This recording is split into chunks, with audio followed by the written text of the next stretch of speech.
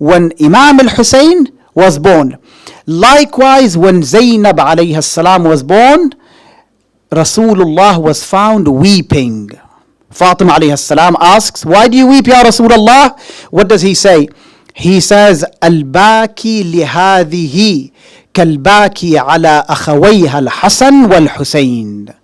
The one who weeps for this lady is the one like who weeps Hassan and Hussein alayhum as-salam.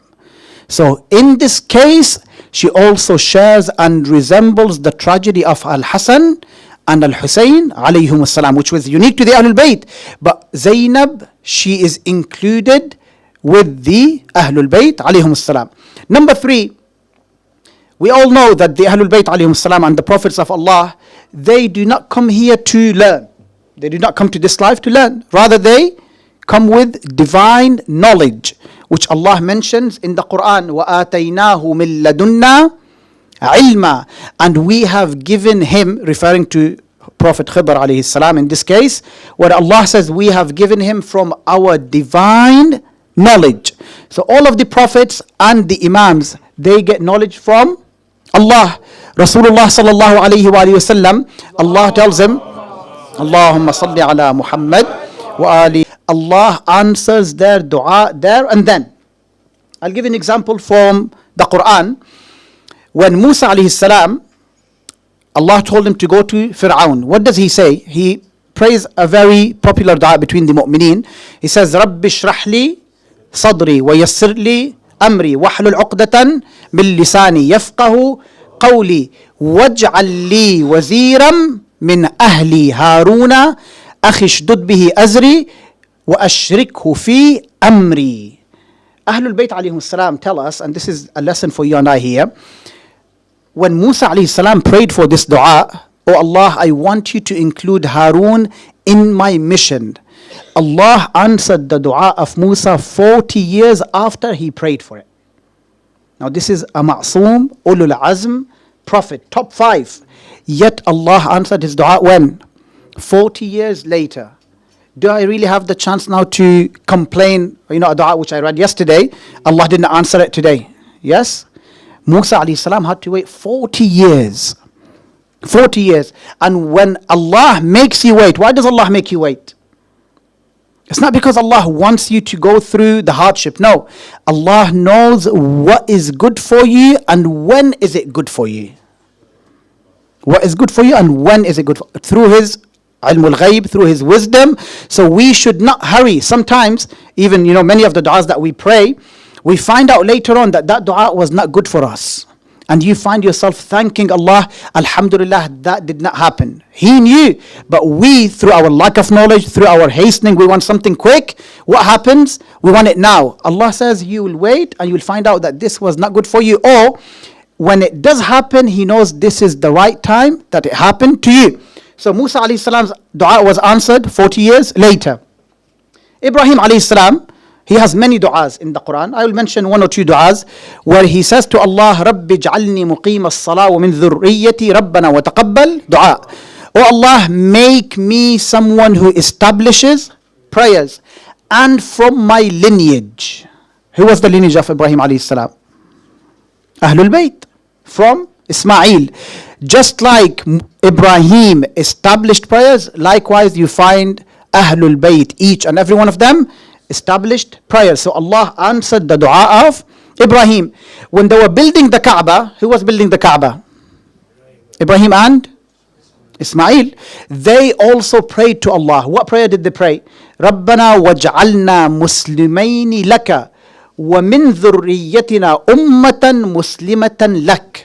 Oh Allah, make us amongst those who are submissive to you, and from our lineage a group of people which are submissive to you. Again, the Ahlul Bayt alayhim salam. So Allah did answer the dua of Ibrahim. Nuh alayhi salam, he says to Allah that, Oh Allah, do not leave any disbeliever living on planet Earth. Now this is prior to the flood.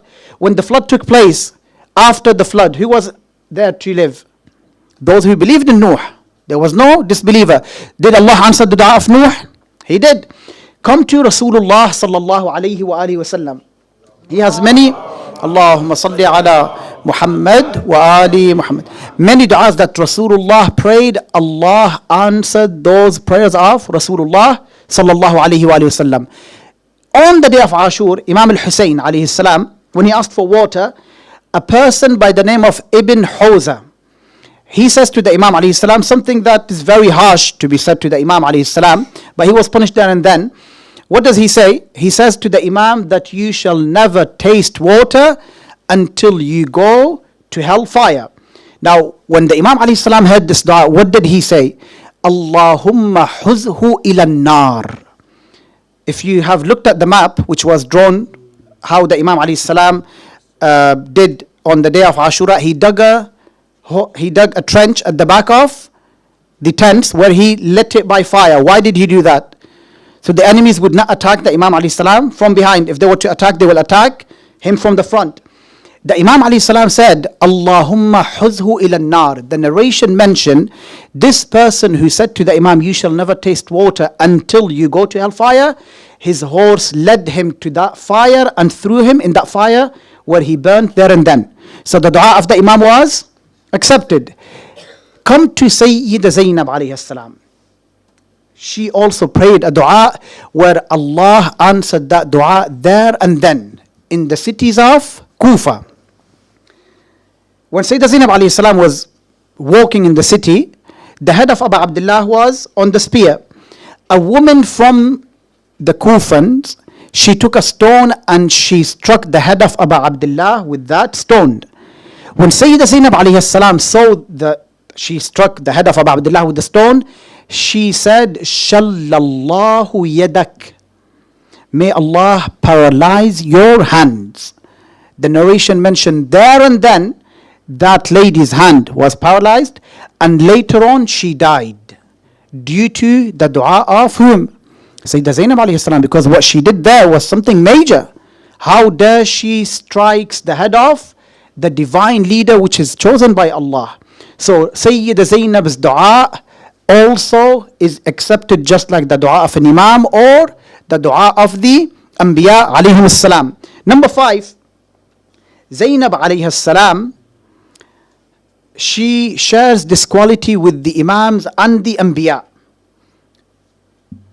Prayer itself, Imam Amir al-Mu'mineen alayhi salam, in the battle of Siffin, when he was fighting, something that I have mentioned before, but it does resemble with the quality of Zaynab alayhi salam. The Imam alayhi salam in the battle of Siffin, whilst he was fighting, he was looking into the heavens. Ibn Abbas says, I thought that the Imam alayhi salam is expecting something to come down to him, like Dhul Fiqar came to him. So as the Imam alayhi salam was fighting, he would always look at the skies, then he would fight. He would look at the sky and then he would fight. Ibn Abbas says, I went to the Imam and I asked him, is there something that you are waiting for? The Imam alayhi salam says, I am looking at the sun to see if it is the time of Dhuhr prayers. In the middle of the battlefield, whilst he was fighting, his worry was what? That Salah time should not go past me. This is Ali ibn Abi Talib alayhi salam. Ibn Abbas, what does he say to him? In the middle of the battlefield, oh Ali, at least wait for the battle to finish. You can pray later on. The Imam alayhi salam says this very famous statement. He says, isn't this what we are fighting them for? Now in the battle of Siffin, it was Muslim fighting a Muslim. How would you know who is on haqq, who is on batil? The one who resembles haqq will do the things that haqq asks him to do. And that is to pray on time. This is how the armies were differentiated. Someone prays, someone who calls himself a Muslim. Imam al-Hussein alayhi salam, on the day of Ashura, he prayed on time. Yes, he prayed on time. The enemies were there to fight the Imam alayhi salam. That did not keep him busy from remembering Allah on time. Likewise with Zaynab alayhi salam, a quality that she shared with her father and Imam al-Hussein on the night of the 11th of Muharram, when she gathers 83 children. It's not something easy, especially after the day of Ashura, and then she had to go through what she went through, to put them all to sleep, and then to sit down to offer Salatul Layl. Mustahab prayers. For you and I, it's mustahab. Yes? She offered mustahab prayer after she had to go through what she went through. If you were to read the seerah of Imam Ali, Imam al-Hussein, and Sayyida Zaynab alayhi salam, you and I should ask ourselves, what is our excuse to miss salah? What is my excuse now? For example, let's say the day of judgment comes, and I say to Allah, I was so fully occupied with my life. I didn't have time, family, children, work, rest. I did not have time to pray. Allah brings an example of Zaynab alayhi salam. What excuse you and I will have before Allah? No excuse. If she was able to pray after what she went through, did you go through exactly what she went through? In your lifetime, not in 1 day, 2 days. In your lifetime. No chance, not even close. There is no excuse for missing prayers. Full stop. No justification. If you were to justify the fact that you missed a prayer, that means there is something wrong. You should check with yourself. Justifying missing a prayer, and it's only 20 to 30 minutes. 20 to 30 minutes a day from the 24 hours we have from Allah, which is a blessing. I cannot take time to thank Allah. Oh Allah, thank you for the blessings that you have blessed me with throughout the day, and then another day, another day. No excuse. No excuse whatsoever. So this is a quality that Sayyida Zaynab alayhi salam resembles with the Ahlul Bayt. They kept up prayers on time. Sayyida Zaynab alayhi salam did not miss a prayer from Karbala to Kufa, from Kufa to Sham. 40 days. 40 days on time. On time. And you know better than I do what she had to go through in the cities of Kufa and Sham. Yet she did not leave prayer on time. Number 5. Number 6. Something which is given just to the prophets and the imams was also given to Zaynab alayhi salam, and that is the knowledge of the unknown, the knowledge of the ghaib. Now, we as Shias are always accused, how can you say that Ahlul Bayt alayhim salam know ghaib? This is something that Allah knows, and Allah Himself. Yes, but when you find when you read the Quran, you find no, Allah has chosen a group of people whom He has given this knowledge to. For example, Isa alayhi salam. One of the miracles of Isa alayhi salam in the Quran, Allah says, وَأُنَبِّئُكُمْ بِمَا تَأْكُلُونَ فِي بُيُوتِكُمْ وَمَا تَدَّخِرُونَ. What does this mean?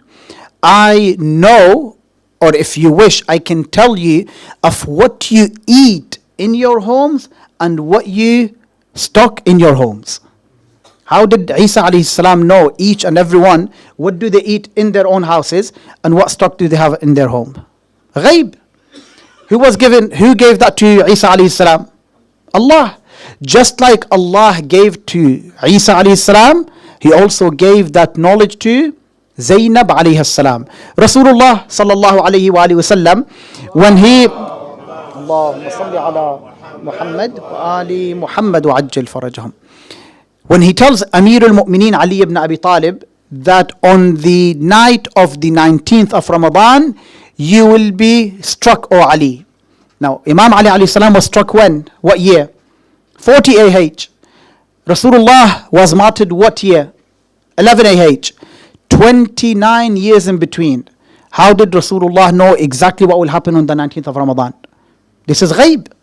Who gave that knowledge to Rasulullah? Allah. So there you go. Knowledge is given to the divine leaders by Allah.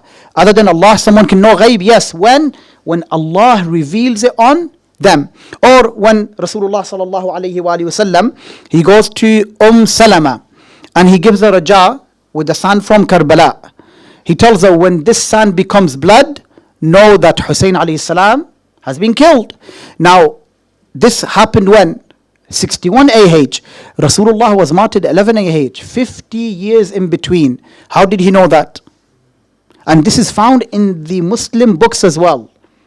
This is found in Al-Bukhari that Salama was given this jar which became blood later on. How did Rasulullah know this?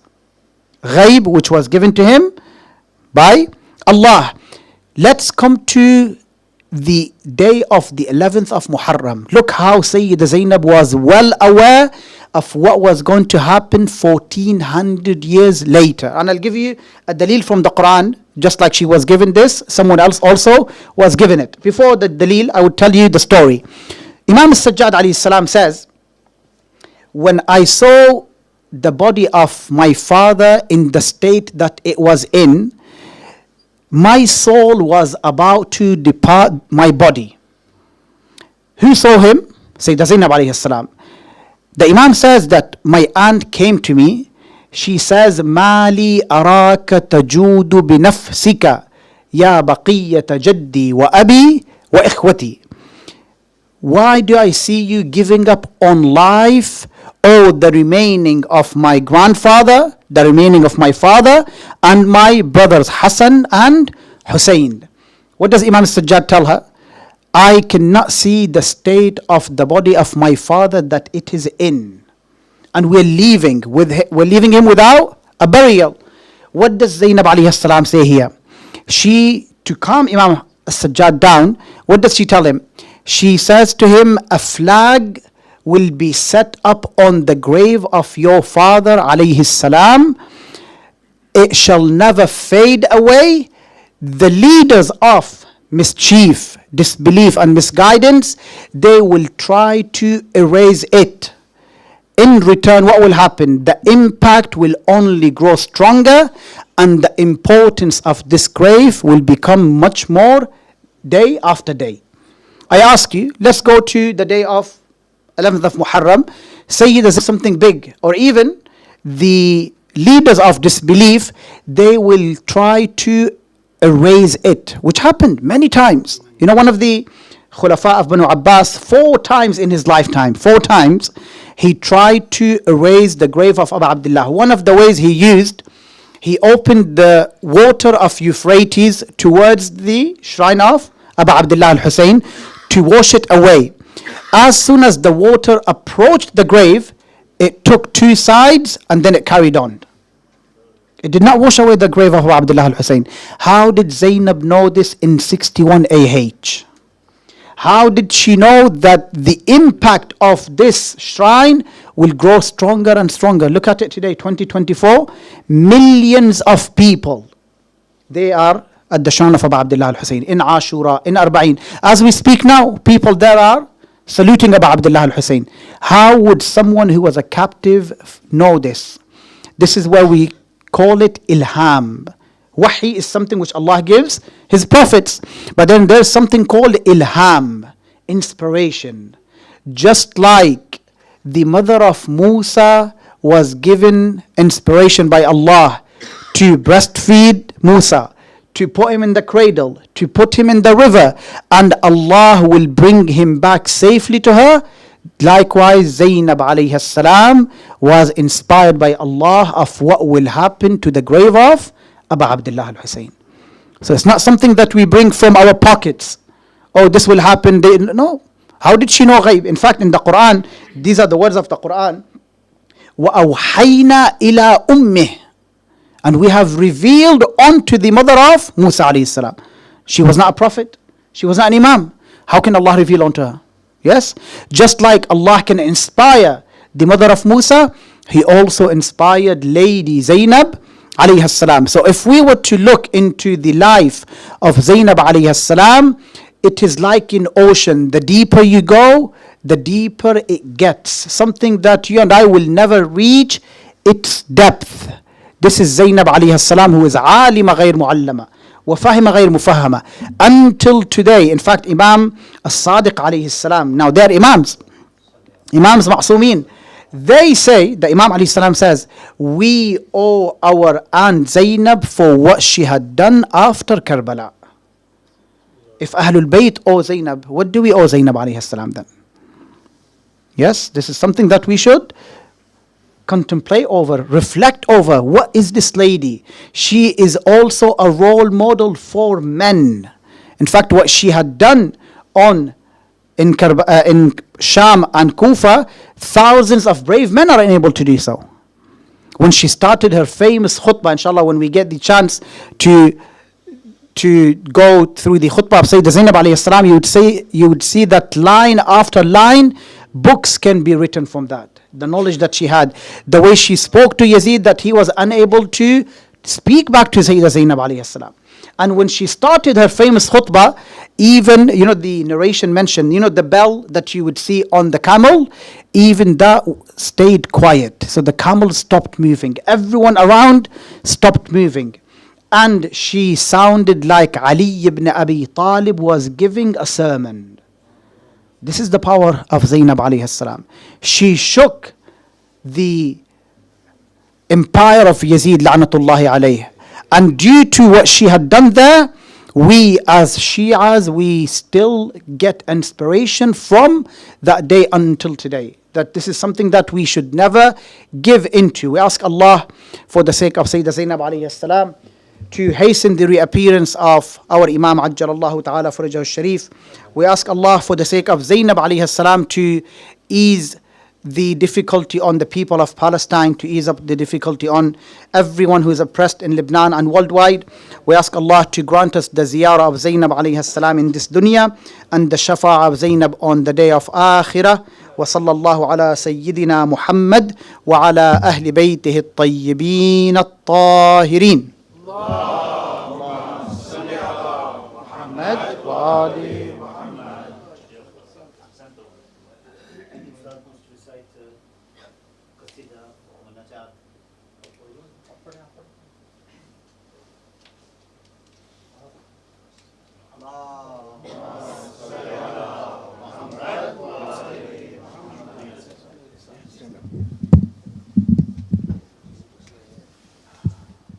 أحسنت قبلة.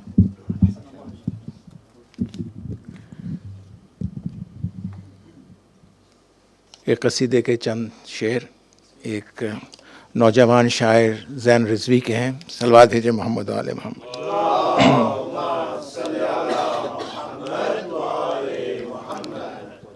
سر تسلیم کو سجدے میں جھکا دیتی ہے، سر تسلیم کو سجدے میں جھکا دیتی ہے، اور قیامت کے صبا سار مٹا دیتی ہے، اور قیامت کے صبا سار مٹا دیتی ہے. اپنے خطبات سے روحوں کو جلا دے پہلے، اپنے خطبات سے روحوں کو جلا دے پہلے، اور پھر فرش عزا دے کے غذا دیتی ہے، اور پھر فرش عزا دے کے غذا دیتی ہے. سر تسلیم کو سجدے میں جھکا دیتی ہے.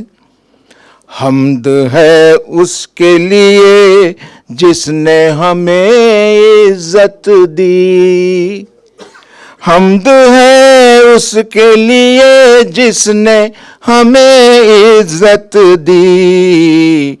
ایک جملے سے وہ لاکھوں کو ہرا دیتی ہے، ایک جملے سے وہ لاکھوں کو ہرا دیتی ہے.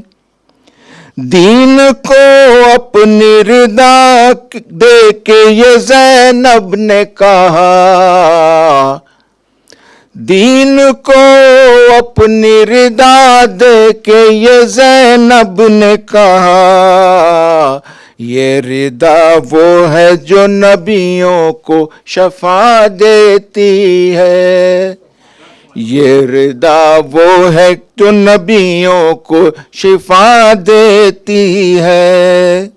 دین کو اپنی ردا دے کے یہ زینب نے کہا، یہ ردا وہ ہے جو نبیوں کو شفا دیتی ہے۔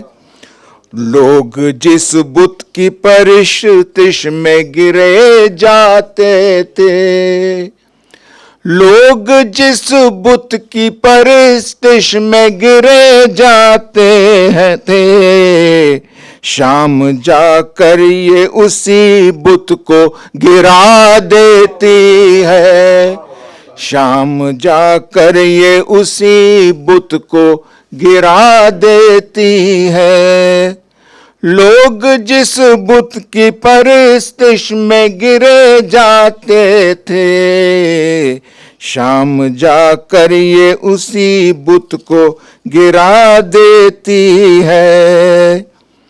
جس کو کہتے ہو دعاؤں کا امام دوراں، جس کو کہتے ہوں دعاؤں کا امام دوراں، ہاتھ اٹھا کر مجھے وہ بی بی دعا دیتی ہے، ہاتھ اٹھا کر مجھے وہ بی بی دعا دیتی ہے۔ اور فطرت حر پہ ہوا کرتے ہیں بچے پیدا، فطرت حر پہ ہوا کرتے ہیں بچے پیدا، گود ہے جو عمر سعد بنا دیتی ہے، گود ہے جو عمر سعد بنا دیتی ہے۔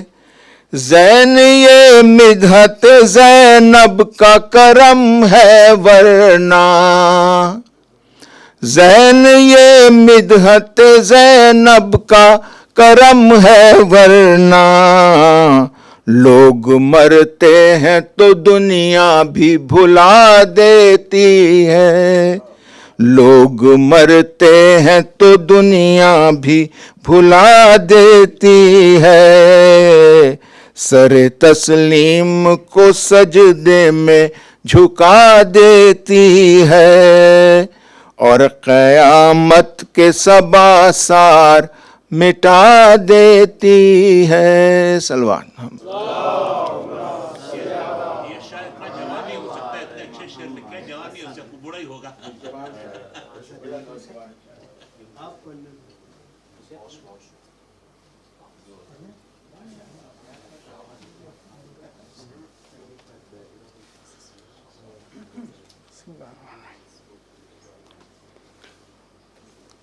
بر محمد و آل محمد صلوات۔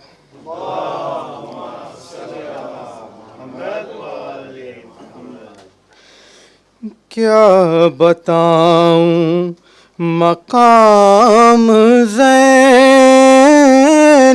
کا، کیا بتاؤں مقام زینب کا، اسم اعظم ہے نام زینب کا، کیا بتاؤں میں تو کیا خود قصیدہ پڑھتے ہیں، میں تو کیا خود قصیدہ پڑھتے ہیں، میرے بارہ امام زینب کا، کیا بتاؤں مقام زینب کا۔ تیرے در پر بھی آئے گا جبریل، تیرے در پر بھی آئے گا جبریل، تو भी हो जा गुलाम ज़ैनब का क्या बताऊं मकाम ज़ैनब का। अल्लाह अल्लाह हुर तेरी किस्मत, अल्लाह अल्लाह हुर तेरी किस्मत, तुझको आया सलाम ज़ैनब का क्या बताऊं मकाम ज़ैनब का। सारे नबियों से कह रहा था खुदा, सारे नबियों से कह रहा था खुदा, देखा तुम सब ने काम ज़ैनब का क्या बताऊं मकाम ज़ैनब का क्या बताऊं मकाम ज़ैनब का। पर मोहम्मद व आले मोहम्मद सल्लल्लाहु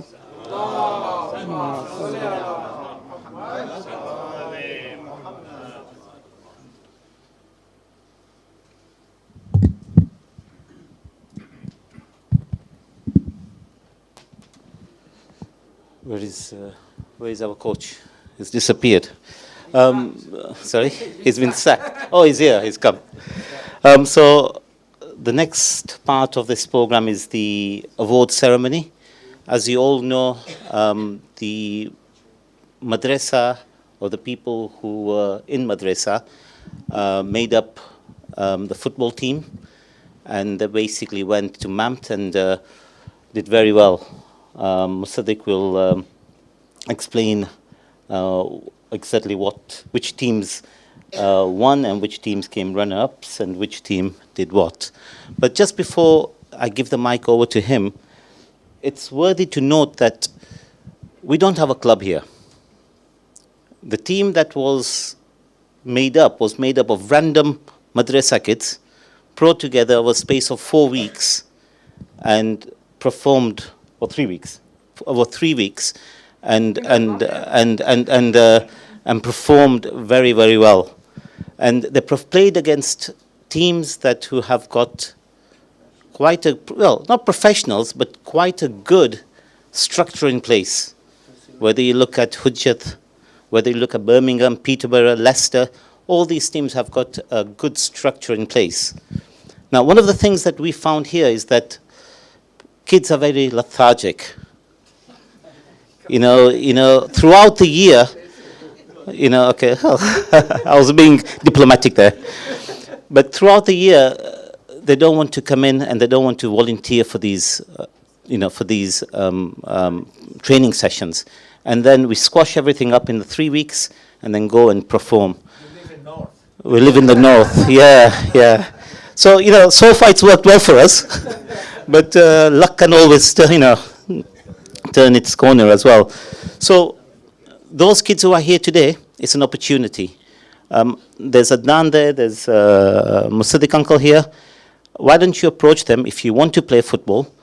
Approach them, give them your names, give them your age or school years, and inshallah what we'll try and do as part of the madrasa, we'll try and have some training lessons after the madrasa so that you can all play as a team and inshallah progress in the upcoming tournaments.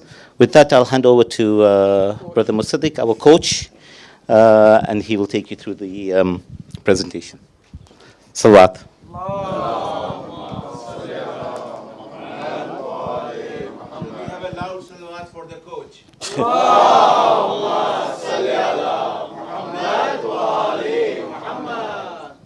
Sayyid, my elders, brothers, sisters, and children, Assalamu alaikum. Before I begin, can I please ask you all to recite Surah Fatiha for all our Marines, as well as those martyred in the lands of Palestine, Lebanon, and Iran. Al-Fatiha.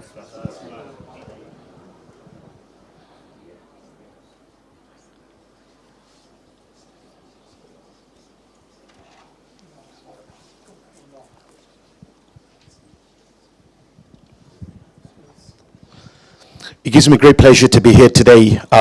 As Rasul mentioned, the MAMT, also known as MAMT Tournament, which stands for Mullah Asghar Memorial Tournament, takes place every year. The venues change, but for the last 2 years, it's been in Peterborough. Prior to that, it was in, Milton Keynes, and prior to that, it was in Peterborough, and also it was pre-COVID, it was in Birmingham. The tournament format is school years, from reception all the way to year 11 and 12. And I remember growing up in Birmingham, my first ever tournament at the age of 15, was majority of the boys here, was in 1987, so you can guess my age now. And we traveled from Birmingham the night before, played in South London. I still remember the Leisure Centre, Elephant Castle. We stayed at the mosque overnight. We had players from Peterborough there, ourselves, Birmingham, Leicester, everywhere, and the London guys travelled.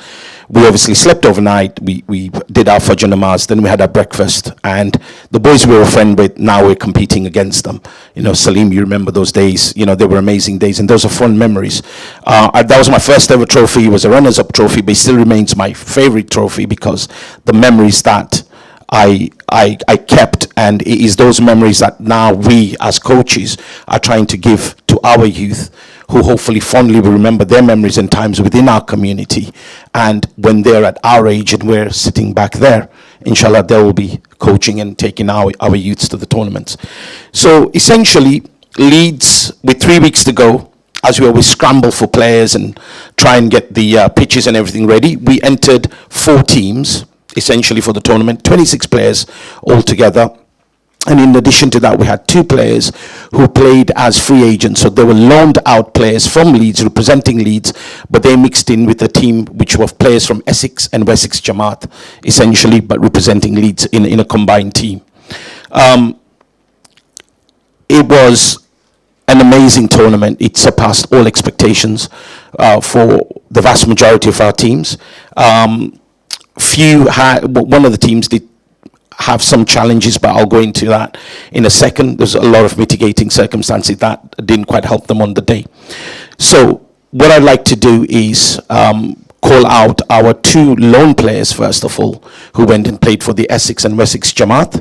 So if I could kindly please ask Sayyid Amar Abbas and Shazil Alvi to come up to get the medal. Could you please recite Salawat?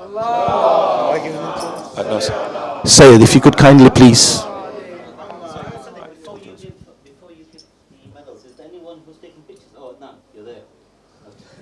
I thought the media was covered anyway.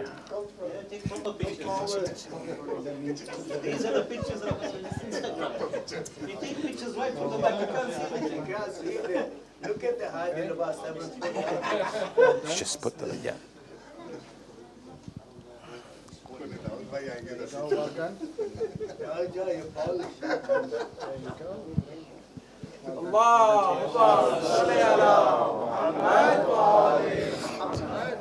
The boys played in the year 4-5 group. To be completely honest with you, these boys are actually the winners here, because having left Leeds and have gone to play for a team, for a coach they don't know, for players they've never met, to be brave enough to do that and partake in the tournament.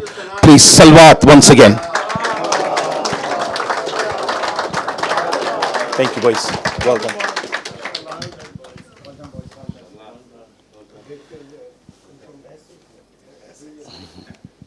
So the next age group is the year 6-7 group. What do I say about these boys? Definitely the future champions. There will be, I am sure of it. Quarter-finalists in 2022, semi-finalists in 2023, semi-finalists this year. They scored 25 goals in the tournament, conceded only 6 goals. Again, just watching these guys, and they get to that level in the group stages and they get to that semi-final, it breaks your heart, but the talent's amazing. And you know what, boys, you will learn more in adversity than you will when you're winning. So trust me, you will become champions. Next year, you're going to bring it home. Could I please kindly ask the coach, first of all, to come up? Brother Razat Durandesh. Salawat.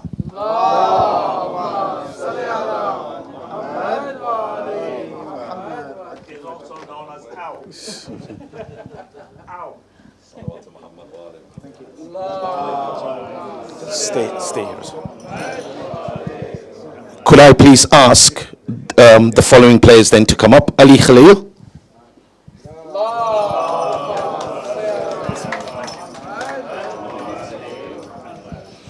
Ebi Durandesh.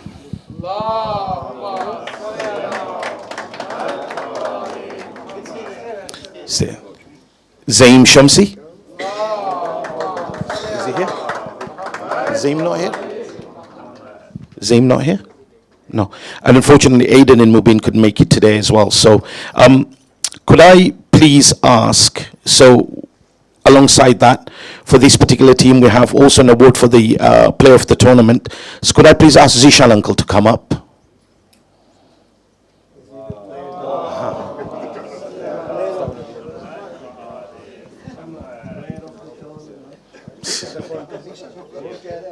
No, it's not. He's going to give it to Zishal uncle, if you could kindly present this to Ebi as our player of the tournament for the year group 6 and 7. Well done, Ebi. Thank you very much, guys.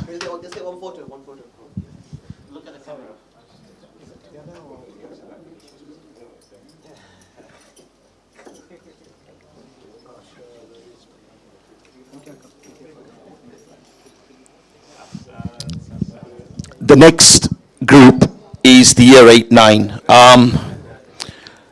So for the year 8-9, they initially had 7 players on the day. They lost 2 players. It was very, very tough on the coach. It was a tough day out, but definitely he learned a lot on the day. And also I want to personally thank him because he sacrificed one of his players to kind of step up and help my team. And that really benefited us in that sense. So look, it was hard yards, but thank you for all your efforts. Could I please ask Samir Patel to come up as the coach of year 8 and 9?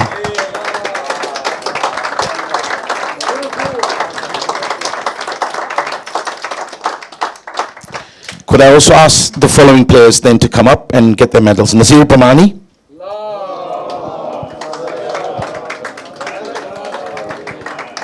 Amar Patel. Abdullah Khalil.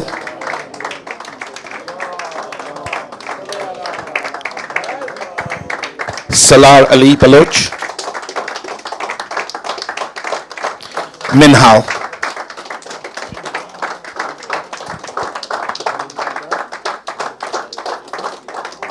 Could I please ask Kaur uncle to come up? Kaur uncle will present the MVP award. So the coach's most valuable player award for this one goes to this player. He played with a smile, encouraging teammates, and always was positive. This award goes to Salar.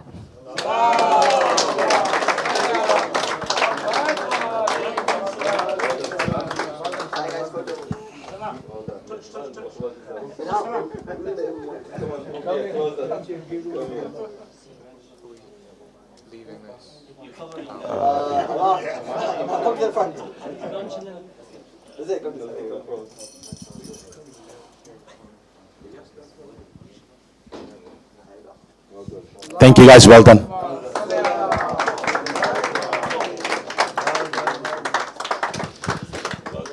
The next age group, guys, get ready for a bit of noise here now because these were the champions, essentially, the Invincibles. They scored in the 10 games all the way through to the final and winning it. They scored a staggering 45 goals, conceding only 4 goals in the whole tournament. And to say that the rest of the other Jamaats were shocked, and when they looked at us and we didn't even have a kit, we just had white t-shirts and black shorts. We just rocked up on the day, the Yorkshiremen or Yorkshire boys, and completely wiped the floor. Could I please kindly ask the players to come up? So Zain Alvi.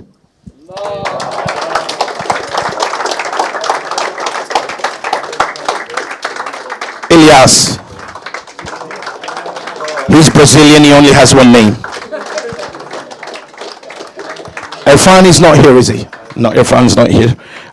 Could I ask Aris, our karate kid, to come up? Kosain Megji, yeah.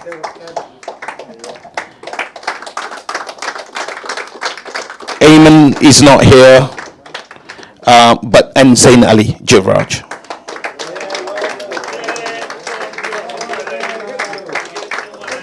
Could I please ask Sayyid Abdullah to come up to award the MVP player for this group?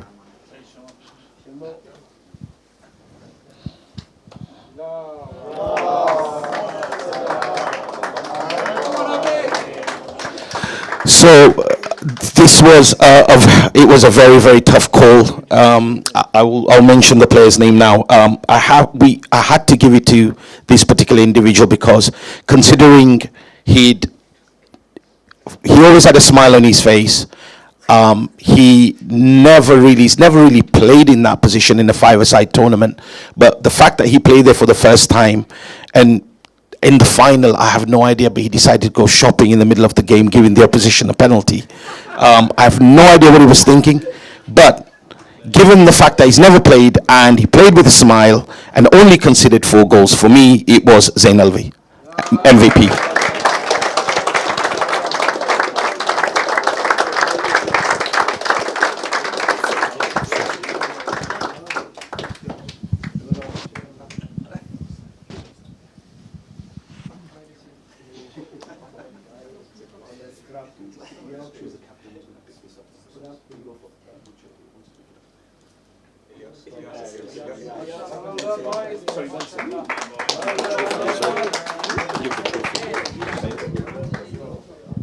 And obviously the trophy. So I think, Ilyas, you've been voted as the standing captain, seeing as Irfan's not here. So if you'd like to. Think of it as a World Cup. Come on.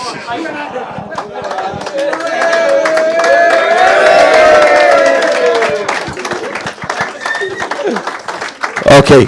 Ilyas, you have to return that trophy back. You can't take it home, yeah? Thank you, guys.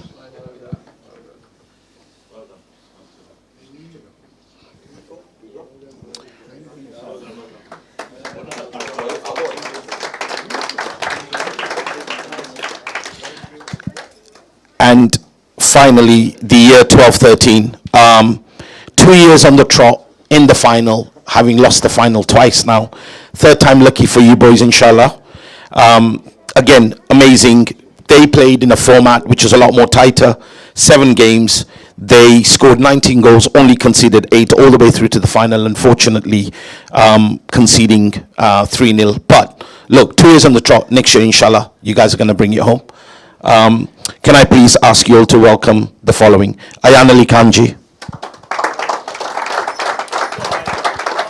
Farzan Mohammadi, Abdul Aziz Khalil, Ali Mohsen,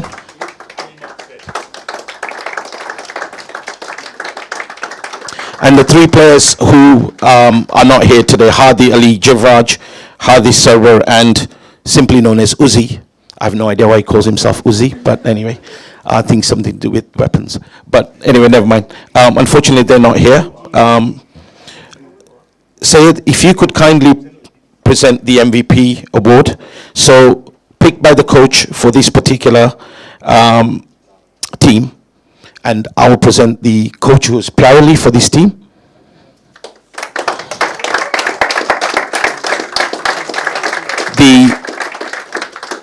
So this team had 2 coaches, and they overwhelmingly voted for this particular player. Player of the tournament for Leeds, year 12-13. Most valuable player award goes to Farzan Mohammadi.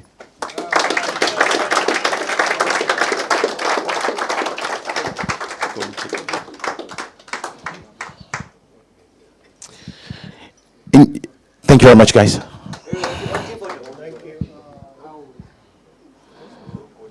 can all get closer.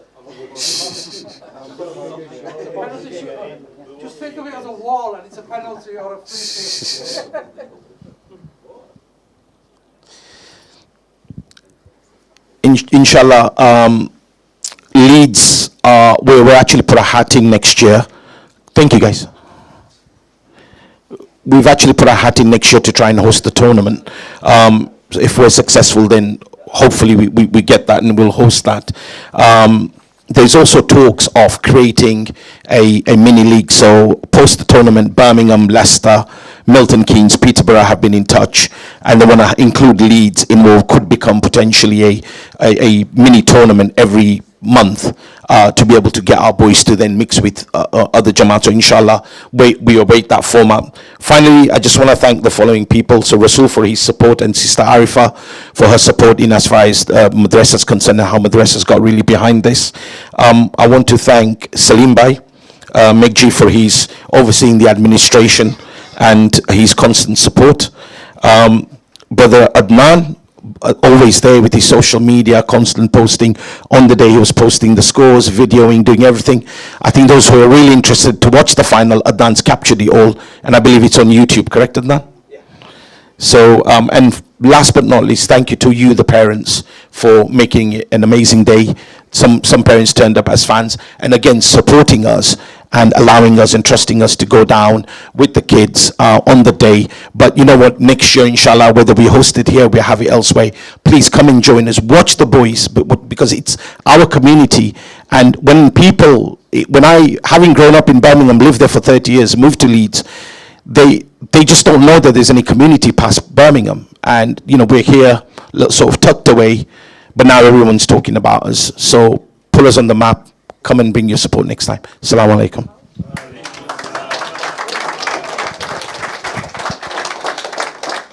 Thank you. That was excellent, Musaddiq.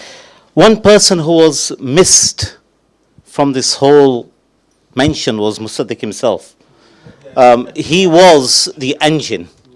Not only did he organize the whole tournament, not only from pitches to even arranging transport. You know, at the end, people didn't have transport to get there. He actually basically sent his kids with me, and I was traveling to London for a meeting, dropped them in Milton Keynes, and he picked up other kids in his car and he took them there. That's dedication. You know, that really is dedication. And a massive salawat. Allah, Muhammad. He was also the coach of the winning team. And he did not give himself the coach's medal. So yeah, I could die. So can I request Brother Ilyas, uncle, and present this coach's medal to the coach. Oh, masalli ala Muhammad wa ali Muhammad.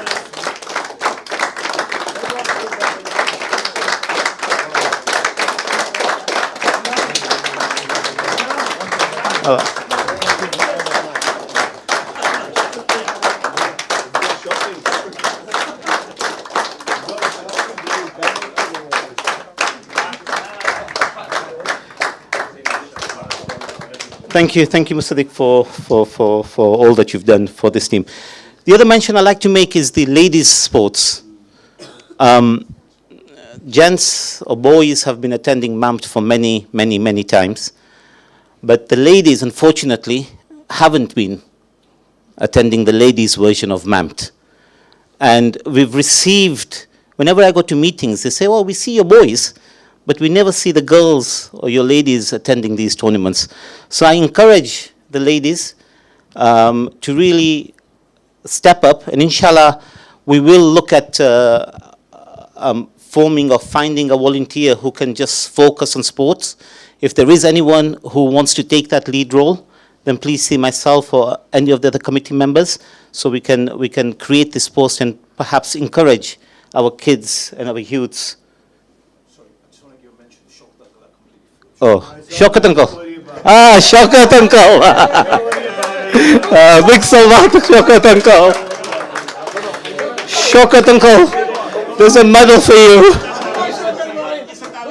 Come on, come. Okay. Thank you. Okay, I'll take the liberty to put the medal on Shaukat uncle myself. Yeah. Thank you. Thank you. Wow. So, if there are any ladies, then please speak to Sister Arifa or Ruhina or anyone else that you can find. So they will then forward the names to us. And if there's anyone who wants to take the lead role, then please let us know, and we inshallah will organize something with you. The other mention I'd just like to make is to our sister. I forgot her name. No, not Rina. And she's not a sister to me. But what's your sister called? Anaya Kanji. She was the winner for the ladies' tennis, correct? She attended the racket sports and she won. She won that tournament in her category. So a big salawat to her. Allahumma salli ala Muhammad. And one other thing, apart from just winning that tournament, I remember I attended a meeting and one of the organizers for that racket sports, it was, actually approached me and said that her akhlaq was absolutely fantastic. And they actually commended our Jamaat for having children of that akhlaq. So another big salawat for not only winning but also presenting this Jamaat in an amazing way. Allah salli ala Muhammad. Okay, so now chicken and chips is waiting outside. And can I request Brother Tariq to recite ziyarat? Just a small. Just a small Zaynab there. Is it Zaynab? Just small one, yeah.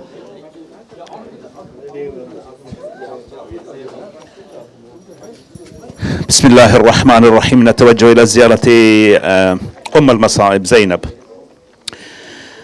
السلام عليك يا بنت محمد المصطفى، السلام عليك يا بنت علي المرتضى، السلام عليك يا بنت فاطمة الزهراء، السلام عليك يا بنت خديجة الكبرى، السلام عليك وعلى جدك المختار، السلام